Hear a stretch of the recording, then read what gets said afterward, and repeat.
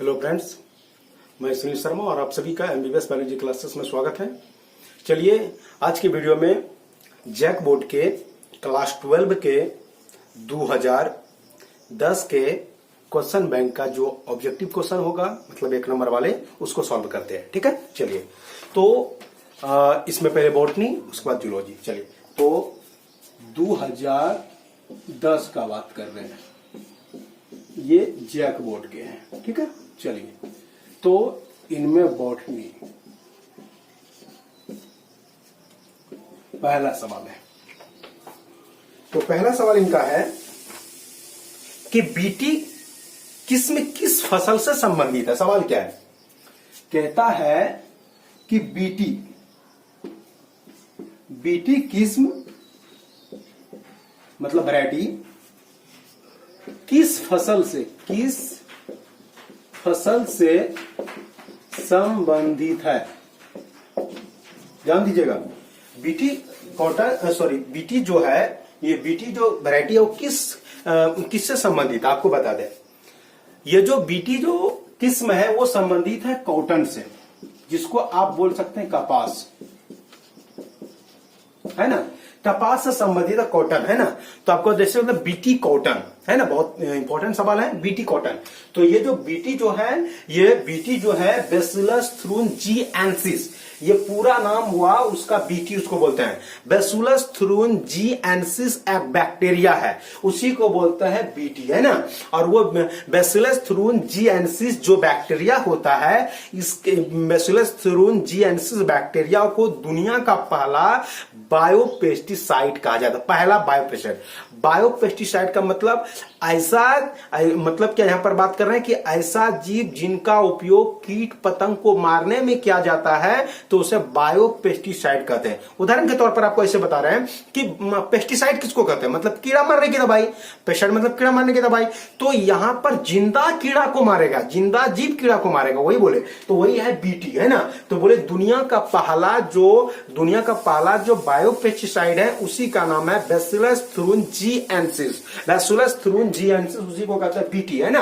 Bacillus थ्रूनजिएंसिस एक bacteria, उसी का पूरा नाम, उसी को बोलते हैं बीटी, है ना। और ये संबंधित किससे? कॉटन से। कॉटन से क्यों संबंधित है? क्योंकि ये कॉटन में ज्यादा कीड़ा मकोड़ा लगने की वजह से वो खत्म हो जाती है, मतलब कपास के पौधे को, रुई के पौधे को खा जाता है ना। तो वैज्ञानिकों ने जो है जेनेटिक इंजीनियरिंग के द्वारा ये बैसिलस थ्रूनजिएंसिस बैक्टीरिया के शरीर से वो जो पेस्टिसाइड यानी कि जो टॉक्सिन निकलता है, जिनके वजह से कीट पतंग मर जाते हैं, उन जीन को निकालकर कपास के पौधे में, कॉटन के पौधे में प्लांट कर दिया, स्थापित कर दिया। और फिर उस पौधे में क्या हुआ, कीट पतंग नहीं लगने लगा, क्योंकि उनसे एक टॉक्सिन निकलने लगा, एक जहर निकलने लगा, जो कीट पतंग को मार देता था, और कपास की फसल काफी अच्छी होने लगी। तो वही बोले आपको बीटी किस फसल से संबंधित है, क्या बोलेंगे?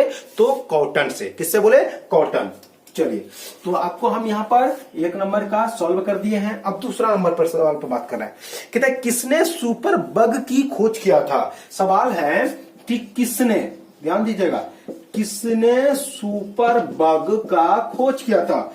सुपर बग का खोज किया था, तो आपको बता दें, सुपर बग का खोज प्रोफेसर चक्रवर्ती, ध्यान दीजिएगा, ये जो है प्रोफेसर चक्रवर्ती 1971 में इसका खोज किया था। प्रोफेसर चक्रवर्ती, क्या नाम है उसका? तो प्रोफेसर चक्रवर्ती, ध्यान दीजिएगा, प्रोफेसर चक्रवर्ती।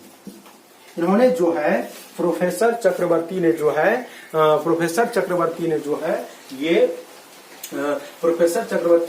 क्या किया था? तो ये सुपर बग का खोज किया था।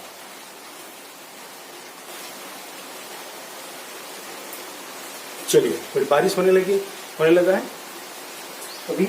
चलिए, तो आपको बता दिए। चलिए, अब तीसरा नंबर क्वेश्चन जो है, अब तीसरा नंबर क्वेश्चन पे बात करते हैं कि अब तीसरा नंबर क्वेश्चन क्या कहता है कि वायरस रहित पौधे डाइस कल्चर विधि द्वारा पाए जा सकते हैं। कहता है कि वायरस रहित, मतलब एक होता है सहित, एक होता है रहित। सहित मतलब रहना है, और रहित मतलब नहीं रहना, कहता ऐसा पौधा बताइए जिसमें वायरस नहीं रहता है, तो उसका वो किसके द्वारा उत्पादन, किसके द्वारा निर्माण किया जा सकता है, वो होता है टिश्यू कल्चर के द्वारा। किसके द्वारा? तो टिश्यू कल्चर। तो कहता है आपको कि वायरस रहित पौधे डैश कल्चर विधि द्वारा पाए जा सकते हैं, तो बोलेंगे टिश्यू कल्चर विधि के द्वारा। किसके विधि के द्वारा? तीसरा नंबर क्वेश्चन टिश्यू कल्चर विधि के द्वारा। तो तीसरा नंबर का आंसर क्या हो जाएगा? Tissue culture, tissue culture, tissue culture के द्वारा। उत्तक संवर्धन, इसी को क्या कहते हैं? उत्तक संवर्धन। इसी को क्या बोलते हैं? टिश्यू कल्चर विधि के द्वारा। टिश्यू कल्चर विधि के द्वारा जब पौधे प्राप्त किया जाता है तो वो क्या होता है? वायरस रहित रहते हैं, मतलब उसमें वायरस नहीं पाया जाएगा। चलिए अब क्वेश्चन नंबर 4 इसको सॉल्व करते हैं। कहते हैं ऊर्जा का पिरामिड सर्वदा डैश होता है। सवाल एक बार फिर सुनिएगा, ऊर्जा पिरामिड हमेशा क्या होता है? ऊर्जा पिरामिड सर्वदा क्या होता है? तो याद रखिएगा, ऊर्जा पिरामिड सदा यानी हमेशा, सदैव सीधा होता है। हमेशा क्या होता है? सीधा होता है। तो वही हम बोले आपको कि ये जो ऊर्जा पिरामिड जो होता है क्या होता है? सदैव क्या होता है? सीधा होता है। क्या होता है? बोले सीधा। चलिए अब अगला क्वेश्चन कहता है कि इंडोस्पर्म कल्चर से डैश पौधे उत्पन्न होते हैं। आपको हम पहले इंडोस्पर्म के बारे में बात कर लेते हैं, जिनसे आपको काफी आसानी हो जाएगा। तो इंडोस्पर्म के बारे में पहले बात कर लेते हैं। यानी चौथा नंबर क्वेश्चन है आपका, जो है चौथा नंबर क्वेश्चन है, चौथा नंबर तो हो चुका है, 5वां नंबर क्वेश्चन है ना। पहले इंडोस्पर्म के बारे में। इंडोस्पर्म, इसी को कहते हैं भ्रूणपोष। इसी को क्या कहते हैं? भ्रूणपोष। ध्यान दीजिएगा, इसी को क्या कहते हैं? भ्रूणपोष कहते हैं। तो भ्रूणपोष में गुणसूत्र की संख्या 3n होता है। भ्रूणपोष में गुणसूत्र की संख्या कितना होता है? 3n। तो वो सवाल कर रही है, जो इंडोस्पर्म होता है, इंडोस्पर्म में गुणसूत्र की संख्या कितना होता है? 3n, है ना। वो किसमें? तो आवृत बीजी, अनावृत बीजी में नहीं। हम बात कर रहे हैं कि ये जो 3n होगा किसमें होगा? एंजियोस्पर्म में, जिम्नोस्पर्म में नहीं। जिम्नोस्पर्म में भ्रूणपोष में गुणसूत्र की संख्या n होता है, और ये हो गया एंजियोस्पर्म। एंजियोस्पर्म के भ्रूणपोष में गुणसूत्र की संख्या कितना? 3n होता है। ठीक है, तो सवाल क्या है? इंडोस्पर्म कल्चर से डैश पौधे उत्पन्न होते हैं। तो कैसा पौधा उत्पन्न होगा? तो ट्रिप्लोइड पौधा उत्पन्न होगा। कैसा पौधा होगा? ट्रिप्लोइड, ट्रिप्लोइड प्लांट्स प्राप्त होंगे, है ना। मतलब ट्रिप्लोइड का मतलब उसमें गुणसूत्र की संख्या कितना होगा? 3, है ना। तो ये होगा ट्रिप्लोइड पौधे उत्पन्न होंगे, है ना। मतलब त्रिगुणित पौधे, त्रिगुणित। चलिए अब आपका जो है इनका जो बॉटनी 2010 के जो बॉटनी थे वो कंप्लीट कर दिए हैं। अब ले चलते हैं आप लोगों को जूलॉजी की ओर। चलिए अब ले चलते हैं आप लोगों को जूलॉजी की ओर। आपको बारिश भी थोड़ी तेज हो चुकी है। चलिए तो अब बात करें जूलॉजी का। तो जूलॉजी में पहला सवाल आपको मिला हम लोगों को कि किन्हीं 2 जंतुओं का उल्लेख करें जिसमें कोशिका विभाजन से प्रजनन होता है। मतलब सेल डिवीजन की तरह, मतलब जिसमें कोशिका टूटेगा और फिर उसी से 2 जीव बनेंगे, नए जीव बनेंगे।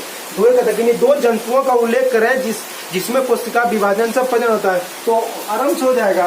तो पहला नंबर आप बोल सकते हैं, इसमें अमीबा बोल सकते हैं, है ना। फिर पैरामीशियम, है ना, यूग्लिना,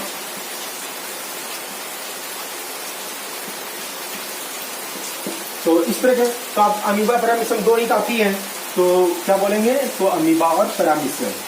चलिए अगला क्वेश्चन, पेनिसिलिन के आविष्कार से कौन से वैज्ञानिक को नोबेल पुरस्कार मिला? तो ये जो पेनिसिलिन है, पहले इनके बारे में जान लीजिए। क्वेश्चन नंबर 2 है पेनिसिलिन। पेनिसिलिन एक एंटीबायोटिक है, ध्यान दीजिएगा। पेनिसिलिन क्या है? एक प्रतिजैविक है। पेनिसिलिन क्या? एक प्रतिजैविक है, जिसको कहते हैं एंटीबायोटिक, है ना। एंटीबायोटिक क्या होता है? एंटीबायोटिक एक औषधि है जो हमारे शरीर में बीमारी उत्पन्न करने वाले बैक्टीरिया को क्या करते हैं? मार देते हैं, या तो फिर उसके वृद्धि को रोक देता है कि वो बैक्टीरिया हमारे अंदर कुछ कर नहीं पाए, उनको रोकता है ना। तो ये जो एंटीबायोटिक है वो केवल रोकता है किसको? तो वो केवल रोकता है किनको? तो बैक्टीरिया को। ठीक है, तो ये जो पेनिसिलिन है वो इनका जो खोज किया था वो अलेक्जेंडर फ्लेमिंग नामक वैज्ञानिक ने किया था। किसने? अलेक्जेंडर फ्लेमिंग नामक वैज्ञानिक ने 1928 ईस्वी में जो है ये पेनिसिलिन का खोज किया था। ठीक है, पेनिसिलिन को इन्होंने पता किया था। तो सवाल होता है कि जब इन्होंने, किसने? तो अलेक्जेंडर फ्लेमिंग ने, क्या नाम था उसका? Alexander Fleming. अलेक्जेंडर फ्लेमिंग, इन्होंने पेनिसिलिन का खोज किया, इन्होंने एंटीबायोटिक बनाया, तो नोबेल पुरस्कार किसको मिलेगा? इसी को। तो अलेक्जेंडर फ्लेमिंग इसका आंसर हो जाएगा। चलिए, अब जो अगला सवाल आप लोगों के सामने है वो सवाल ये है, आहार श्रृंखला को परिभाषित करें। क्वेश्चन नंबर 3, किसको बोल रहे हैं? आहार श्रृंखला। इसी को कहते हैं फूड चेन। ध्यान दीजिएगा, फूड चेन, आहार श्रृंखला। कहते हैं क्या? जब भोजन का स्थानांतरण एक पोषीय स्तर से दूसरे पोषीय स्तर, दूसरे पोषीय स्तर से तीसरे पोषीय स्तर, अर्थात एक सिद्ध में होती है, तो उसे फूड चेन या तो फिर उसे आहार श्रृंखला कहते हैं। अब बोले, आपको पूछा जाएगा कि आहार श्रृंखला क्या? बोले कि जब भोजन का स्थानांतरण, ध्यान दीजिएगा, बोले जब भोजन का स्थानांतरण एक पोषीय स्तर से दूसरे पोषीय स्तर, दूसरे पोषीय स्तर से तीसरे पोषीय स्तर, अर्थात एक सिद्ध में होती है, तो उसे क्या कहते हैं? तो उसे कहते हैं फूड चेन या तो फिर आहार श्रृंखला कहते हैं। उदाहरण के तौर पर हम आपको समझाते हैं, जरा ध्यान दीजिएगा। उदाहरण के तौर पर